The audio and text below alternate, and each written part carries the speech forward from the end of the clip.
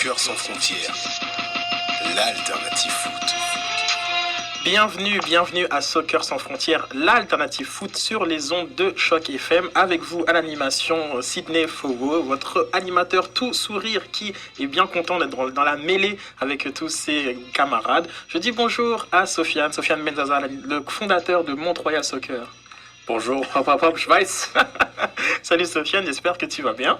Très bien. On a en ligne avec nous Benoît de Espace Soccer. Benoît, on te dit bonjour, allô. Bonjour, allô Sydney, allô ton équipe. Hey, super. Benoît Lavoie, qui est propriétaire d'Espace Soccer, qui est à la fois un site de foot consacré à l'actualité footballistique dans la région du Lac-Saint-Jean. Exactement, Saguenay-Lac-Saint-Jean, mais aussi propriétaire, c'est un bar, c'est ça, qui montre les matchs si tu veux, c'est un petit endroit où les amateurs de foot de notre région puissent se rassembler lors d'événements plus internationaux. Dans les matchs de l'Impact, on est toujours en mode développement et la diffusion, le développement de la culture du foot dans notre région qui est encore un gros manque. C'est l'idée de tout ça, en fait, là, le concept. C'est extraordinaire. Donc, quand on parle de l'émission Soccer sans frontières, c'est aussi au-delà des frontières de Montréal. Donc là, nous sommes au Saguenay-Lac-Saint-Jean. Benoît, donne-nous un petit peu comment t'es parti Espace Soccer? Pourquoi tu as senti qu'il y avait un besoin dans la région de diffuser la culture footballistique? Comment ça a parti? Nous, étant gamin, étant jeune, c'est sûr, c'est toujours le hockey, mais on a commencé à jouer au foot. Ça a commencé avec le début à 17-18 ans. Moi, je suis enseignant en éducation physique, j'ai 47 ans. Et à travers tout ça a commencé l'Espace Soccer. C'est qu'un jour, on s'est rassemblé, un groupe de personnes, on s'est rassemblé en 1994, aller voir la Coupe du Monde aux États-Unis. On est allé voir 2 quarts de finale intéressants. Italie-Espagne, dont Baggio avait marqué un but incroyable contre l'Espagne. Et ensuite, Allemagne-Bulgarie. Par la suite, je suis revenu dans la région. On est allé écouter la finale, c'était 94 d'Italie-Brésil. Et là, ils nous ont fermé la télé, si tu veux, en pleine finale, à la brasserie Mario Tremblay, le lieu culte du hockey de notre région. Et là, un jour, je me suis dit, on aurait bien un endroit à m'amener jusqu'à personne va venir entre guillemets, nous écœurer à baisser les télés ou on va écouter les matchs comme il faut. Et là, à travers tout ça, en 98, je suis retourné avec un copain en France 3 semaines voir la Coupe du Monde France 98. On a suivi l'événement pendant 3 semaines de temps. On a réussi à avoir des billets ici et là, très difficiles, mais on n'avait pas beaucoup de sous avec nous. Alors là, on a réussi à le trip du foot a toujours augmenté à travers ça. Et en revenant ici, il y a un restaurant grec qui s'est ouvert à Alma et j'avais parlé du projet. Et là, on a ouvert ça. C'est comme à côté du restaurant qui est à Polo Alma. Et là, après ça, on a appelé ça l'Espace Soccer. Pendant les Coupes du Monde, pendant les Coupes d'Euro. La première année, c'est quand en 2003. On a ouvert ça en été 2003, mai 2003. Et en 2004, on a eu la finale à l'Euro Grèce-Portugal. Grèce-Portugal, en effet. Et oui, et là, on avait la tournée du Ouzo. À tous les fois, on avait parti l'idée qu'à tous les fois que les Grecs marqueraient un but, on s'était dit, les Grecs n'étaient pas une équipe nécessairement favori. Alors, on a dit, à tous les fois que les Grecs vont marquer un but, on va faire la tournée du Ouzo. Et là, ça s'est rempli. On parle de 40-50 personnes. Et la Grèce a gagné cette année-là. Et un fait anodin, c'est que dans le quotidien, dans les journaux de la région, c'était écrit le Ouzo plus fort que le Porto Alma. C'était drôle. Pas mal. Et à travers tout ça, ça chemine. Et là, le site Internet est arrivé dans l'idée de dire, regarde, hier, j'ai monté à Montréal pour aller voir le match hier. En descendant, j'écoute les stations radio dans notre région et jamais ils disent même pas souvent les résultats d'un match du lendemain. Alors, c'est ça l'idée de développer la culture un peu de... C'est ça. Donc, s'ils le font pas, à nous de le faire. Un petit peu l'attitude Soccer sans frontières. Est-ce que ça marche? C'est-à-dire qu'il y a des gens, comme il y avait 50 personnes durant l'Euro, mais là, pour un match comme Heredia, bien que tu n'étais pas là en direct, est-ce qu'il y avait ça pogne? Est-ce que les gens regardent beaucoup au lac? Ils sont durs à rassembler. Dans un lieu de rassemblement, si on dit, ils vont venir à l'espace. Tous les matchs, les gens écoutent les matchs, mais c'est sûr qu'on n'est pas à Montréal, on n'est pas dans une grosse région. Mais ça s'écoute. Parce que le soccer se développe à travers tout ça aussi, au niveau des clubs. Il y a quand même 5000 joueurs dans la région, mais c'est tous des jeunes, c'est souvent des jeunes. Au niveau du senior, on peut parler de 25 équipes, parce que moi je joue encore, je suis encore un joueur actif aussi. Il y a au-dessus de 25 joueurs d'équipes seniors masculines et le même féminine. Ça peut donner un ratio au niveau de c'est là qu'on rassemble les gens, puis on essaie de rassembler les gens, mais c'est pas toujours orienté. L'impact, c'est encore à développer, si tu veux. Alors, au-delà de la diffusion des matchs, vous avez déjà fait des conférences, des séminaires un petit peu sur le foot. On s'en souvient, en 2011, c'était sur la structure du club et vous avez eu de la belle visite. Est-ce que tu peux nous en parler un peu plus? On a eu de la super visite. Marc Dos Santos, le lendemain, Marc Dos Santos partait au Brésil et on a eu John Imniatis, entraîneur avec l'Impact et puis joueur et puis... à l'espace soccer. Mais en fait, j'ai été chanceux parce qu'en même temps, à travers tout ça, je suis représentant pour un produit SaviFoot. Alors, j'aide un peu à développer à ce niveau-là un peu. J'essaie de trouver. L'idée de base d'espace soccer, c'est de développer peut-être une boutique spécialisée en foot aussi. Fait que je vends des maillots un petit peu, mais des fois, c'est des répliques et tout ça. Fait que je m'amuse là-dedans. J'essaie de voir là-dedans. Puis, De Santos et l'Iniatis, ça a été une super après-midi. On a quand même réussi à remplir la salle. Et c'était très apprécié. Puis encore là, tu vois, t'as des journalistes de radio qui sont même pas venus se présenter pour voir deux invités de marque comme ça, si tu veux. Ça prend du temps. Jusqu'à que le Canadien commence à jouer au mois d'août. Ouais. Puis, il y avait déjà eu aussi, genre comme je voyais sur le site, le FC Lorient, genre comme tu en as parlé un petit peu, genre comme de leur visite à Québec. Et ça, c'est des choses aussi, c'est important, même si c'est pas nécessairement à Alma que ça se passe. Il y a un volet nouvelle régionale un peu plus large que le Saguenay sur le site. C'est assez intéressant ce que tu essaies de faire. Est-ce que tu peux en parler un peu plus? Ben, l'officiel Lorient, j'ai pris ça sur le but du site à travers tout ça, c'est de trouver des informations un peu ici et là, que ce soit sur le web, sur la télé, que ce soit un peu importe, sur des YouTube, et de diffuser ça, que les gens, tranquillement, quand ils vont voir le site, ben, ils voient de l'information. On sait qu'il y en a beaucoup. Mais par rapport au FC Lorient, tu sais, c'est une information que je trouvais intéressante, que je suis allé chercher sur le site Info Soccer, un site à Québec. Et là, c'est des gens de Québec, c'est le club de Québec qui font venir ils sont en collaboration avec eux, ce que je peux comprendre. Mais je peux pas te dire plus d'informations que ça, mais si tu veux, le site Espace Soccer, tu avais un peu une diffusion de ce qui se passe à différents paliers. Là. Oui, régional, national et international. Ouais. Une question, toi qui es un supporter de l'Impact aussi, mais du Saguenay, enfin excuse-moi, du Lac-Saint-Jean. Oui, tu connais la différence Saguenay-Lac-Saint-Jean, hein? Même ici c'est ça, là, Saguenay et Lac-Saint-Jean, c'est deux choses différentes. Est-ce que tu trouves que l'Impact fait une belle job pour aller vous rejoindre? Est-ce que vous sentez part de l'aventure de l'Impact ou c'est cantonné simplement à des Montréalais?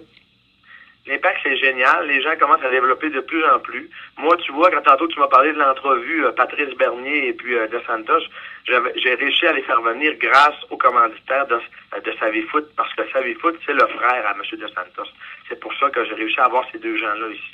J'ai essayé d'avoir Patrice Bernier. J'ai fait des demandes et des demandes pour faire justement connaître l'impact, aller plus loin, aller dans les régions. Il y a un certain manque, selon moi. J'arrive au Lac-Saint-Jean, regarde, un matin, j'ai parti de Montréal, j'ai regardé le journal de Montréal, il y avait la page du match hier, les résultats, pourcentage de possession de balle et ce que tu veux. On arrive à Québec, on va déjeuner à Québec, le journal de Québec à Québec, il n'y a absolument rien sur le match de l'Impact. On descend en région, j'ai pas regardé le quotidien que le journal régional, je sais pas s'il y avait quelque chose, mais en général, tu fais un portrait, tu dis ouais, c'est encore à Montréal. Donc l'Impact, encore là, c'est l'Impact qui a un travail à faire à ce niveau-là, au niveau média. On rejoindra jamais le Canadien, mais il y a un travail à faire. Moi, selon moi, il y a un travail à faire. Et puis justement, est-ce que tu penses que l'Impact pourrait t'attirer à faire des entraînements publics qu'ils en font peut-être dans la région, Saint-Hyacinthe notamment? Est-ce que tu penses qu'éventuellement un partenariat avec toi-même et les gens autour de toi pourraient amener l'Impact à faire un entraînement public en semaine comme ils ont fait cette année? Ça, c'est des demandes intéressantes à faire, mais souvent, ils vont s'associer à des clubs. Comme quand même, l'Impact essaie par l'entremise des écoles, parce que là, il y a l'académie, mais maintenant, il y a les écoles aussi, si tu veux. Ils ont commencé à faire un travail quand même. Parce qu'il y a une grosse équipe à travers de l'Impact, quand tu regardes ça, l'académie, puis tout ça. Là, il y a des écoles qui sont venues à Alma, ils viennent dans les régions, ils commencent à s'impliquer. Maintenant, est-ce qu'on peut aller plus loin que ça? Je sais pas. Moi, je pense que oui. Peut-être Espace Soccer, un jour, viendra te connaître un petit peu plus et on aura des accès pour avoir les gens. Là, moi, quand je vais au stade, je demande une carte accréditation, mais de temps en temps, on me la donne. Des fois, je fais pas la demande nécessairement parce que là, je suis pas nécessairement toujours préparé à à les rencontrer et tout ça. Je fais ça de bonne foi et je fais ça par la passion du foot, si vous voulez. Là. Fait que c'est à travers tout ça un petit peu. Là. Alors, tu parlais 5000 licenciés à travers la région, mais moi, je me suis toujours posé une question durant mes années de soccer universitaire. Il n'y a pas d'équipe de soccer à Chicoutimi, à l'université à l'UQAC. Puis, comment ça se fait qu'on n'est pas capable de trouver 20 joueurs dans la région pour monter une équipe de foot? Il y a des équipes intérieures. Il y a une ligue intérieure universitaire maintenant depuis quelques années. Je sais qu'il y a une équipe qui joue, mais il y a des divisions. Là, je crois que l'équipe est en seconde division. Il y a eu des équipes universitaires à Chicoutimi, mais le niveau n'était pas assez fort. Fait que j'ai l'impression que le niveau technique de bagage n'était pas assez fort. Et souvent, il y a peut-être pas assez de joueurs de l'extérieur, parce que de plus en plus, il y a des joueurs, des étudiants étrangers qui viennent à Chicoutimi. Alors, c'est là qu'ils essaient de faire peut-être une équipe avec ça, mais ils n'ont jamais réussi à embarquer dans le circuit universitaire, selon moi, par le niveau. Parce qu'à un moment donné, même au niveau collégial, si tu veux, moi, j'ai déjà entraîné des équipes collégiales, féminines, masculins, et à un moment donné, on s'est mis à jouer contre des équipes de Québec. On se retrouve au collège avec des joueurs qui ont presque jamais joué au soccer. C'était ça un petit peu dans le temps. Là, ça a évolué un petit peu depuis 10 ans. Mais l'université, d'après moi, est en train de rechercher cette affaire-là, parce qu'au niveau des sports universitaires, il essaie de développer de plus en plus. Alors, j'ai hâte de voir si on va avoir une équipe universitaire. C'est encore en attente, là. C'est encore en attente, mais... Oui, c'est vrai que la question du niveau est importante. On peut rappeler aussi qu'à Montréal, l'école technique supérieure, l'ETS, avait retiré son équipe, faute d'un niveau suffisant. Red, tu t'en rappelles? Ouais, tout à fait. Ils avaient, je pense, 1 ou 2 bons joueurs, mais c'était à chaque fois, ils finissaient dernier du championnat. Donc, je pense que ça servait pas à grand-chose. On les a laissés à leur attitude de génie. Voilà. C'est ça, nous, tu vois, collégial allemand masculin, je vais te donner un exemple. On montait jouer à Québec, 2 heures de route, puis se faire planter 8-0 et revenir 2 heures de route. C'est des exemples là, que moi, je l'ai vécu comme entraîneur avec une équipe collégiale. Fait que c'est pas toujours intéressant non plus. Là. Tout à fait, tout à fait. Maintenant, pour Espace Soccer, qu'est-ce qu'on peut vous souhaiter? D'être le lieu incontournable pour regarder le foot dans la région? On développe tranquillement. C'est pas, comme je te disais tantôt, j'ai un métier qui est enseignant en éducation physique, mais ça, c'est une passion qui est en parallèle et qui, un jour, j'aimerais bien ne travailler que dans ce concept-là. Mais dans l'avenir, on présente Brésil 2014. Si l'Impact embarque dans les séries et ont un bon rendement, ben là, pourquoi pas commencer, ça serait peut-être un beau moment pour faire de la promotion avec l'Impact. Parce que moi, je suis pas nécessairement le propriétaire du lieu. Le concept est à mon nom, tout ça, mais je suis comme associé avec le propriétaire du restaurant grec. Donc, si l'Impact va dans les séries, je pense qu'on va donner un petit coup pour inciter les gens à venir voir les matchs pendant les séries au moins. Ça pourrait commencer avec ça. Ce serait très bien. On va faire une transition vers le match et je vais te poser la première question sur le match contre Heredia, comme que tu as assisté hier. Ce match-là, nous on a l'habitude à chaque fois de faire des évaluations en donnant un saputo d'or au meilleur joueur et un trou de poutine au joueur qui nous a le plus déçus. Quelle serait ton évaluation de la rencontre? Si tu veux que je donne un joueur qui m'a plu puis un joueur que je m'ai trouvé moins intéressant. Pour l'Impact, moi... Pour l'Impact. Concentre-nous sur nos... Okay. Pour le match, j'ai quand même bien aimé le match.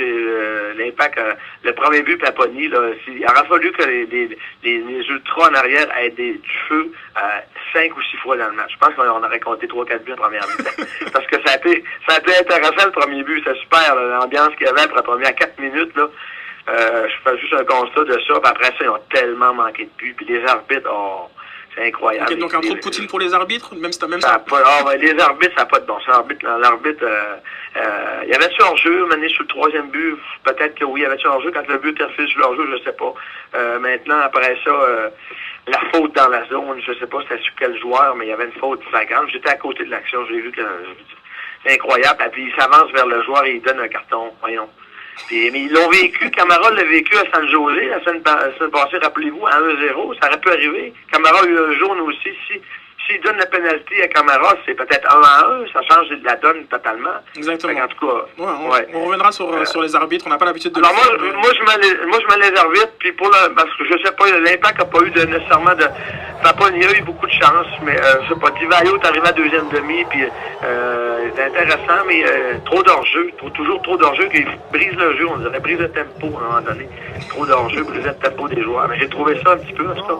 Pour le joueur qui m'a déçu un peu plus, je sais pas, Camara, j'aime beaucoup. Camara, quand il monte à l'attaque, il est intéressant. Benoît, tu parles vraiment comme un vrai supporter, ça va dans tous les sens. Ah oui, Chagara, je m'excuse, c'est bon. En tout cas, je vous laisse avec ça, c'est super. Merci de m'inviter, je suis très content.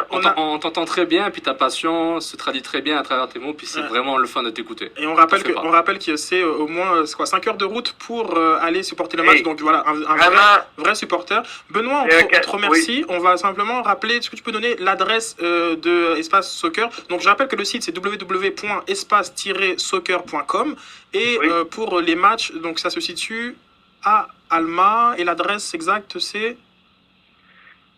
sur la rue Sacré-Cœur Alma, 450 au Sacré-Cœur, si vous voulez venir nous rencontrer à Espace Soccer. Il y a des gens qui sont là. Et pourquoi pas une émission l'été prochain, le printemps prochain, c'est quoi sans frontières à Alma? À Alma, ce serait cool. Je vais manger une tourtière originale, moi. Ça serait génial, Je suis ouvert à tout. Envoyez-moi des emails, on se tient au courant. On s'en reparle. Merci beaucoup, Benoît, d'être passé pour nous montrer le soccer sans frontières dans notre belle province et on te souhaite une belle continuation. Merci beaucoup, les gars. Merci beaucoup, et vous autres aussi. Merci. Bon, c'était intéressant. J'avais promis une belle surprise. Et puis, je trouve que c'est assez intéressant de vouloir étendre un petit peu nos sphères, nos intérêts, les personnes qu'on peut recevoir. Il y a des passionnés. Et on voit que ces passionnés prennent le destin en main. Puis n'ont pas attendu nécessairement que... C'est ces personnes qui rassemblent. Exactement, c'est ça qui est intéressant. Vraiment très intéressant. Donc j'invite tout le monde à aller sur Espace Soccer. Soccer sans frontières, l'alternative foot.